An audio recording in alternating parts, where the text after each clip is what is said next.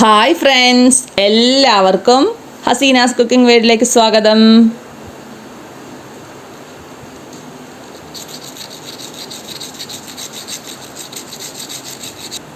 ഇതാണ്ടോ, ഇതുപോലെ കിലാന്നിരിക്കുന്ന ഒരു അടിപൊളി പൊട്ടറ്റോ സ്റ്റിക്കിൻ്റെ റെസിപ്പി ആയിട്ടോ ഞാൻ ഇവിടെ നിന്ന് വന്നിരിക്കുന്നത്.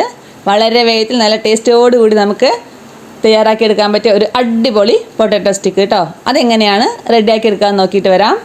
ഞാനിവിടെ ഒരു 1/4 കിലോ അളവിൽ പൊട്ടറ്റോ ഇതുപോലെ ക്ലീൻ ചെയ്തെടുത്തിട്ടുണ്ട് കേട്ടോ. ഇനി ഇത് കുക്കറിലിട്ടിട്ട് ഒരു 2 വിസിലിട്ട് നല്ല പോലെ ഒന്ന് വേവിച്ചെടുക്കണം.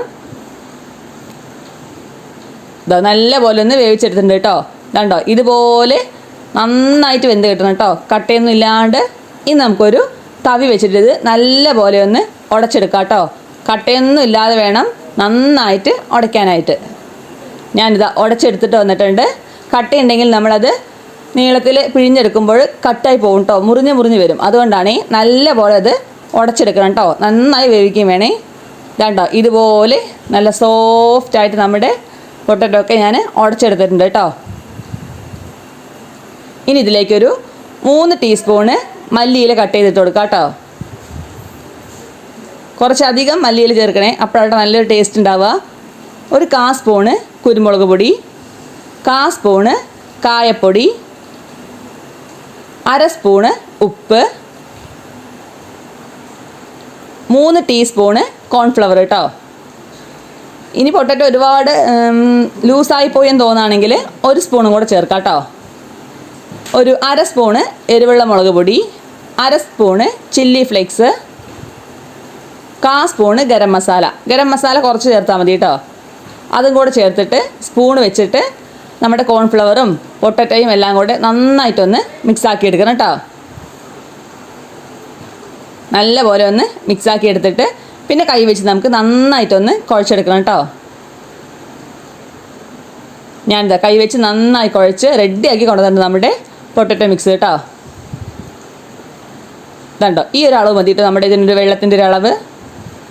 കൂടുതൽ ലൂസായി എന്ന് തോന്നുകയാണെങ്കിൽ 1 സ്പൂണ് കോൺഫ്ലവർ കൂടെ ചേർത്തിട്ട് ഈ ഒരു പരുവത്തിൽ നമ്മൾ കുഴച്ചെടുക്കണം കേട്ടോ. ഇനി ഇതുപോലൊരു കവർ എടുക്കാം കേട്ടോ. നമ്മൾ സാധാ ഒരു പാൽ കവറോ അങ്ങനത്തെ കവറായാലും മതി. ഇനി ഇതിൻ്റെ അറ്റമില്ലേ ചെറുതായിട്ടൊന്ന് കട്ട് ചെയ്തെടുക്കാം.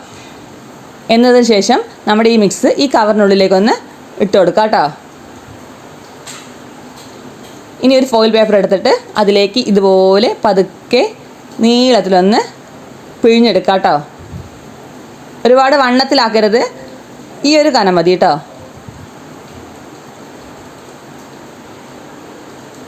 ഞാനിതെല്ലാം ഒന്ന് ഇതുപോലെ ഒന്ന് പിഴിഞ്ഞെടുക്കുന്നുണ്ട്. കവറില്ലെങ്കിൽ നമ്മുടെ കൈ വെച്ചിട്ട് വേണമെങ്കിൽ ആക്കാം കേട്ടോ. ഇത് ഞാനിപ്പോൾ കവർ വെച്ചിട്ട് എല്ലാം പിഴിഞ്ഞെടുത്ത് കറക്റ്റായി കൊണ്ടുവന്നിട്ടുണ്ട്. ഇനി ഞാൻ കൈ വെച്ചിട്ടൊന്ന് റോൾ ചെയ്തൊന്ന് കാണിച്ചു തരാം കേട്ടോ. ഇതുപോലെ കയ്യിൽ കുറച്ച് എണ്ണ തടവിയിട്ട് ഇതുപോലെ നീളത്തിലൊന്ന് നമുക്ക് ഷേപ്പ് ചെയ്തെടുക്കാം കേട്ടോ. ഇനി നല്ലപോലെ എണ്ണ ചൂടാക്കിയിട്ട് അതിലേക്ക് പതുക്കെ ഓരോരോ സ്റ്റിക്കായിട്ട് ഒന്ന് തട്ടി കൊടുക്കാം കേട്ടോ. മേലെയായിട്ട് ഇട്ട് കൊടുക്കരുത് കേട്ടോ, അങ്ങനെ പെട്ടെന്ന് ഒട്ടി പിടിക്കുകയെ. ഫുള്ളിൽ വെച്ച് ഇട്ട് കൊടുത്തിട്ട് 1 മിനിറ്റ് കഴിഞ്ഞതിന് ശേഷം സിമ്മിൽ വെച്ച് നല്ലപോലെ ഫ്രൈ ചെയ്തെടുക്കണം കേട്ടോ.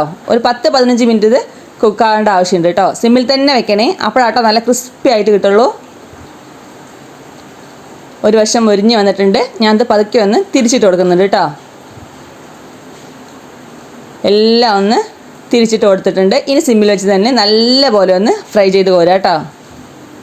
നല്ല ടേസ്റ്റി ആയിട്ടുള്ളൊരു അടിപൊളി പൊട്ടറ്റോ സ്റ്റിക്ക് കേട്ടോ.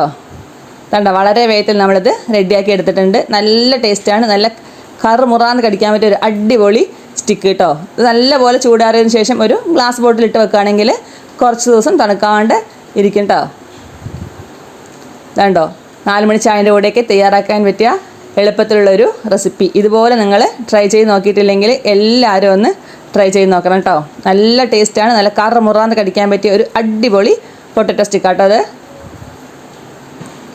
വളരെ കുറച്ച് ഇൻഗ്രീഡിയൻസ് മാത്രം ചേർത്തുകൊണ്ട് പെട്ടെന്ന് തയ്യാറാക്കി എടുക്കാൻ പറ്റിയ ഒരു അടിപൊളി സ്റ്റിക്ക്.